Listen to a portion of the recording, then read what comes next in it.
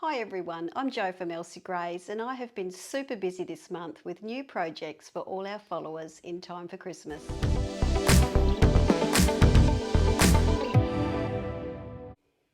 I'm really excited about this one.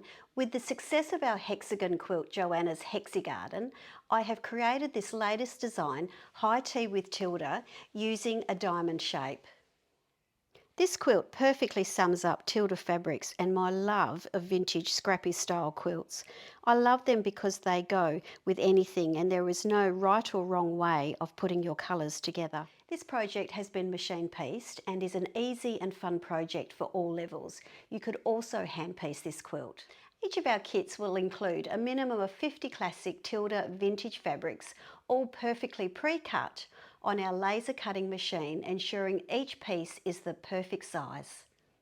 You can choose from 3 gorgeous crocheted edge yarn colours, ivory, petal and sage. If you prefer to make the quilt without the edging, we offer this as well.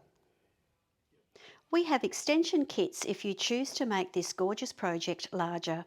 I have included a few blocks of the Me and My Friends range, along with some vintage doilies out of my very own collection.